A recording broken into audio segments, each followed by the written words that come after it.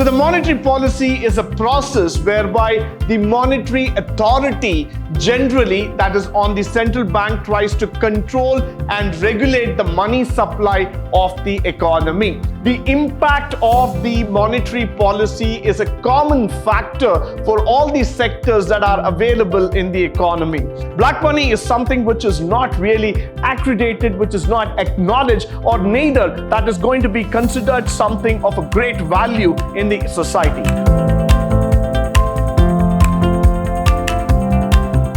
Good morning and welcome to the first session, Chapter 2, Unit 2, first semester B.Ba, Pre-Reforms of Indian Economy, where we are going to speak about instruments of monetary policy and black money. Probably this might not be a very favorable topic when we are speaking about the monetary policy or the black money in India.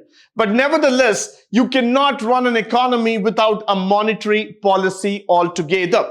So the monetary policy is a process whereby the monetary authority generally, that is on the central bank, tries to control and regulate the money supply of the economy. Followed by the central bank uses several instruments of monetary policy, which is referred to as monetary variables and its discretions at its regular intervals. So what happens here is that whenever we are talking about monetary policy, it is not just about money, but it is more about the regulation. It's more about how the money supply is being controlled in the economy. So this becomes a very, very important topic for all of us to understand today, how the money is circulated, how the money is governed, how is it controlled in the environment, and that too in a sensitive economy like India, where every single moment the money value changes and we are looking at the markets which moves in a very, very rapid pace. Now let's talk about what are the quantitative measures that are being taken up by RBI. Now the first thing is that when you look into the entire credit market in India, they all move in one direction, which means the impact of the monetary policy is a common factor for all the sectors that are available in the economy. So at one point of time, if you start understanding the economic policy, especially when you start looking into the monetary activities, there are some things like the open market operation, the bank rate or the discount rate, the cash reserve ratio. Now these words might sound technical to you, but in ground reality, they are very simple. These are the instruments through which the RBI will try to control the economic affairs altogether. Now people might think that, does the RBI get into regular banking action? Definitely not, but RBI regulates the bank. So there is a difference that we need to understand here. What does the RBI typically tend to do? RBI will go forward, give ideas and suggestions to people. It will make them understand how exactly the market works. So let's have a look into the open market, where what we try to do here is that we try to understand the buying and selling practice, followed by the cash reserve ratio. So coming here, when we talk about the credit control factors by quantitative methods, let me underline that point for you. Why? Because we work on selective control measures. Why are we speaking about quantitative? It's because there is some selective control which is needed to fulfill the purpose altogether. So we see that the rationing of credit, when I use that word rationing of credit, I'm trying to reduce the credit factor. I'm trying to bring in the control factors on the credit, directing the flow of credit from one sector to that of the most important sector. So what happens here is that I'm directing the flow of money to where exactly it is needed, followed by the availability of bank credit, which is what we are going to speak about. So there are certain factors that we need to understand, like credit rationing, the change in the lending margins, and the model suasion factors that are coming into picture. Now, what does RBI exactly do? RBI tries to understand that there are certain factors, there are certain sectors that are available which requires immediate attention from a financial standpoint. So RBI will direct the flow into that sector, which means RBI will control the money for the other sectors and let the sector that needs priority with a higher input of finance. So this would make the sector even more stronger. So that's where I would say that, the lending margins, the rationing, control of the entire financial activities happens here.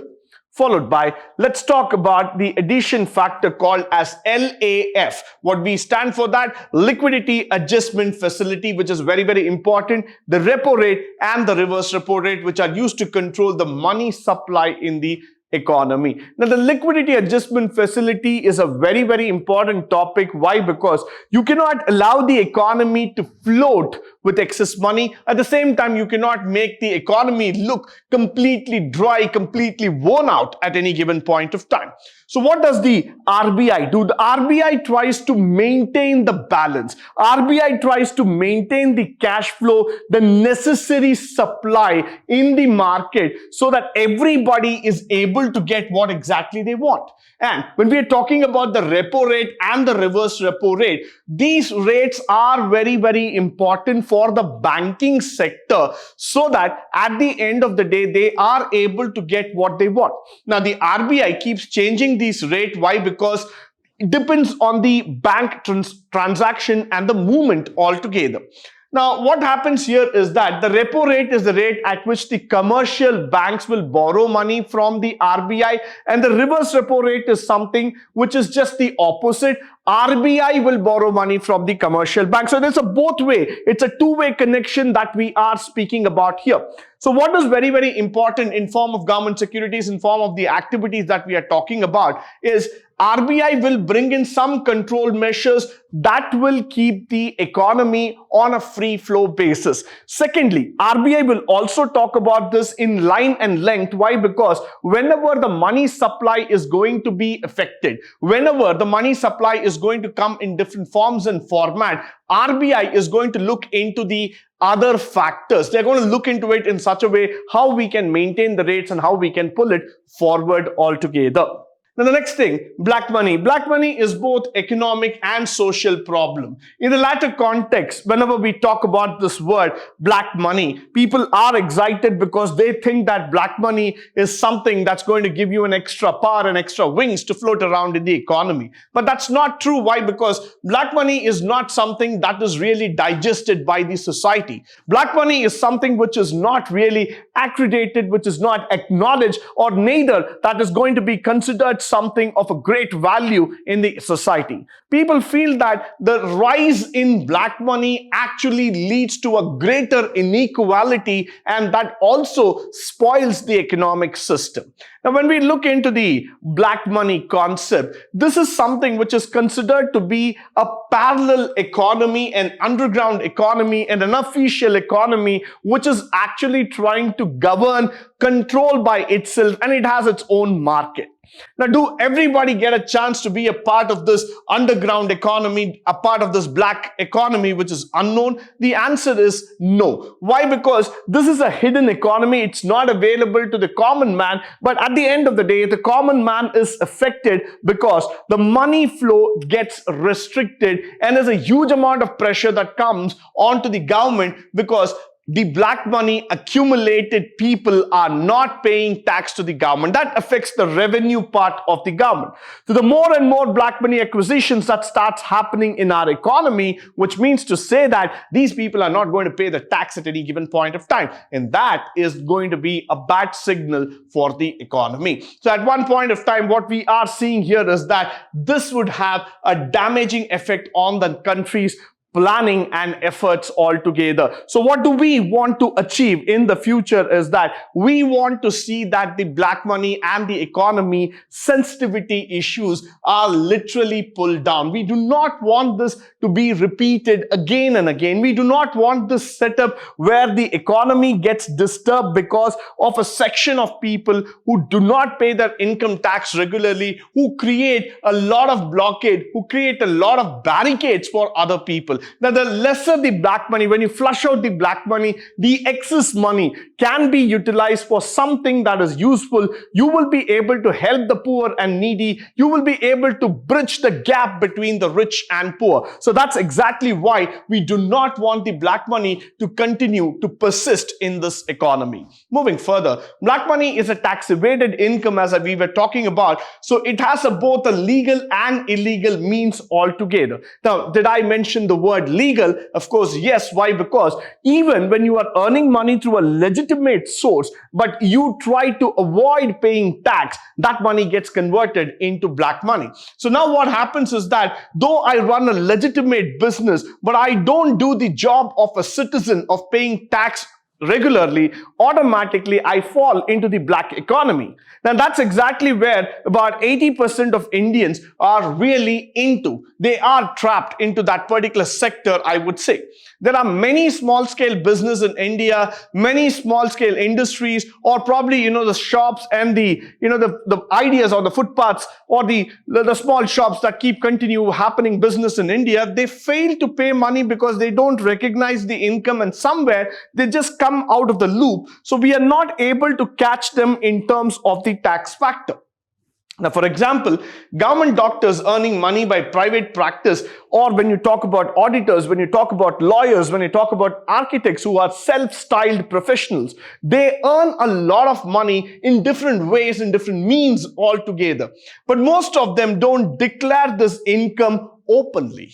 They think that this money is something that they have earned out of their privilege. So automatically this money gets into a channel, into a system which goes completely unrecognized. Now that would not be accepted in the Indian economy. Why? Because the multiple acquisitions that are being made by these self-styled professionals, including the healthcare professionals, would lead to a large sum of black money accumulation in the economy, where the tax evasion becomes a very big affair, and finally the government of India is getting affected by it. So what happens here is that what we exactly want is the money to be recognized, somewhere channelized, and it has to be brought to light, which means every citizen of this country must understand and make it a mandatory duty that he goes ahead and pays tax for whatever he earns. And that's how we will be able to see a brighter economic spot in this world. Followed by a study conducted by IMF about a decade and a half before. They were able to see that regardless to the size of the underground money, India holds the first rank, followed by United States and Canada, which are second and third, obviously. Now, this is something not to be really proud about, though we are first rank in many other factors also. But when you talk about this country saying that India holds the topmost position in terms of hiding money, and people say that, when I look at the numbers altogether, 1,000 crores during the 1965 and 66, 1,469 and 70, and just when we start going down the rake, we see that it's 2,000, 3,000, probably lakhs of crores that we are talking about. These are big numbers for us to digest and even to just look into it. But where is this money? Where is this money exactly located? Who is holding this money? What is the authorization behind this money? Is this money going to be used for some legal purpose? We do not know. We only have committees and reports and the CBIs and investigation agencies who come back and say that, yes, there's a whole lot of black money that is being kept in the economy, no doubt about it. But where is the money? What is the estimation behind it? How are we going to do this? We do not have any clue about it. So that's why I would say that black money is definitely a dangerous space to the Indian economy. Followed by, over the past 50 years, the government various times has announced several schemes of bringing back the black money. And of course, all of us know about the demonetization phase that India underwent, abolishing the 500 and the 1,000 rupee notes, trying to make system more transparent, trying to pull out all the black money as far as possible. I would say that this is not a complete success. At the same time, I would not say that it's a failure. I would say that's the first step taken by Government of India, trying to make the system more transparent, trying to make the system more adaptive, responsive enough, and some point of time we are trying to make it even more open enough so that we are able to get that stringent line of action and the black money can be recovered in the long run. Now, some scholars have maintained that all these measures have touched only the tip of the iceberg. That means you've only been able to fetch about 5,000 crores, which is just a peanut of the entire lot that we have been talking about. And there is a lot amount of black money yet to be recovered from the Swiss banks, from all those specified banks of this world, which the list is endless. So probably we need to work out on a systematic way in terms of bringing the money back. Will this exercise happen? Will this exercise continue? Will we be able to see light at the end of the tunnel? Of course, we need to wait and watch. But nevertheless, our efforts in terms of recovering the black money will continue. And that's a reason the introduction of digital currency in India is definitely going to be a big positive step in terms of making the transactions even more transparent as far as possible. Now, until this problem is tackled and the menace of black money continues, what happens is that the lot of money that is blocked in the real estate sector, in the healthcare sector, in the education sector, or probably in the chemical, in the banking sector, all these sectors will create a voluntary choking problem to the economy because the money gets completely blocked. And any kind of isolated attempts trying to bring back this black money would not work. We need a collective effort. That is the contribution of both private and the public sector coming forward in terms of eradicating black money from all sectors, reinforcing all kind of measures, and probably we need to make a commitment to ourselves for the betterment of society, because we feel that we are morally responsible for creating this situation. Our generation that's going to see the next bright India needs to understand that equality is the first step of making the economy even more responsible, even more better, and that would be the first step that the future India would like to see. So as a responsible citizens, we need to make a collective effort to bring the black money out and make it evenly distributed among all the citizens. With this, I come to the end of today's session. I hope and believe that all the facts spoken through this session would be of a great benefit to you, both in terms of practical as well as in terms of theoretical walk of life. In the upcoming sessions, we would be discussing about the budget deficits and various factors of economy. But until then, stay tuned, stay blessed, and stay enlightened forever. Thank you once again for joining me today on this wonderful session.